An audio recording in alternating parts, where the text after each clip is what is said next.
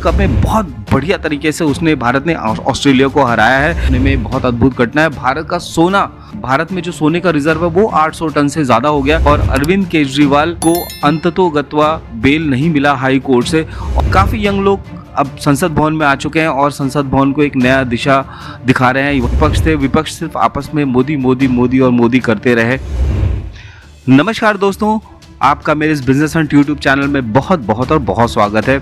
दोस्तों, भारत में इलेक्शंस खत्म हो गए हैं और हमारे प्रिय प्रधानमंत्री जी श्री नरेंद्र मोदी जी फिर से प्रधानमंत्री बन चुके हैं। इसके लिए आप सबको बहुत बधाई। मैं क्यों आपको बता रहा हूँ, आप सबको ये बात पता है, लेकिन उनके प्रधानमंत्री बनने के बाद क्या क्या चीज़ हुआ, छोटा सा एक रिकैप में आपको बताता हूँ। मैं जैसे ही वो प्रधानमंत्री बने, उन्होंने कैबिनेट फॉर्म किया। कैबिनेट फॉर्म करने के बाद, कैबिनेट के लोगों को इंस्ट्रक्ट करने के बाद तुरंत G7 मीटिंग में चले गए और G7 मीटिंग में जाने के बाद वहाँ के जितने भी वर्ल्ड के टॉप लीडर्स थे, सारे टॉप लीडर्स लोगों के साथ उन्होंने एक जियोपॉलिटिकल्स वहाँ पे डिसीजन भी लिए होंगे जो कि आने वाले समय में हमारे सामने रिवील होंगे।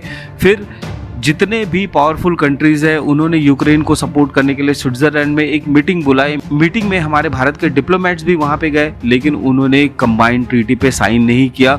ये हमारी एक बहुत बड़ी जियोपॉलिटिकल जीत है।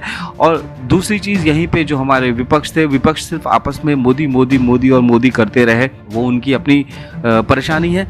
लेकिन प्रधानमंत्री जी कितना आगे बढ़ गए सोचो, और यहाँ के लोग कितना पीछे होके वहीं का वहीं काम कर रहे हैं। दूसरी बात, फिर संसद भवन में सबका शपथ ग्रहण हुआ, संसद भवन चालू हुआ, संसद भवन में लोकसभा का आरंभ भी हो गया, शुभारंभ भी हो गया।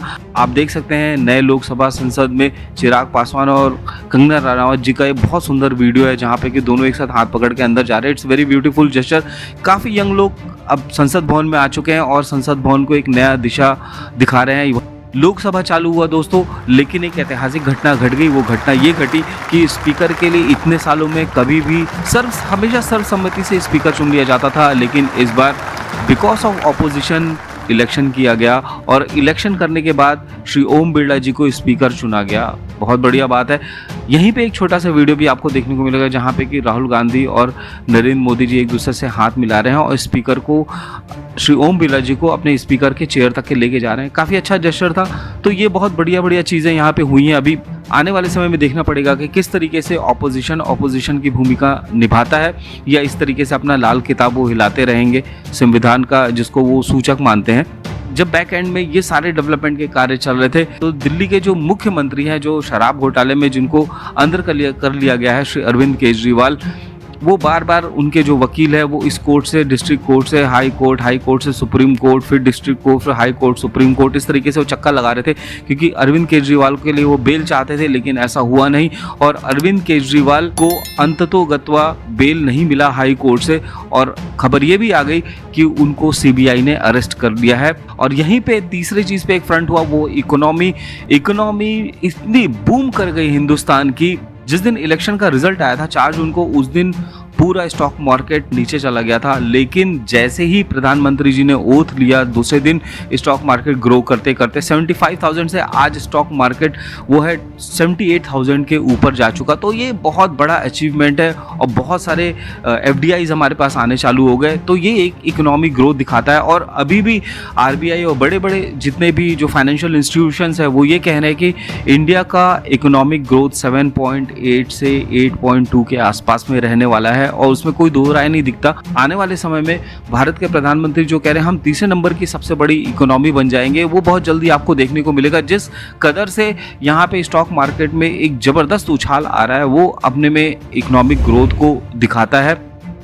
वहीं पे दूसरी जगह अगर आप देखें तो हमारा जो फॉरेन एक्सचेंज रिजर्व है, फॉरेन एक्सचेंज रिजर्व लगभग $650 बिलियन के पार जा चुका है, और ये अपने में बहुत अद्भुत घटना है।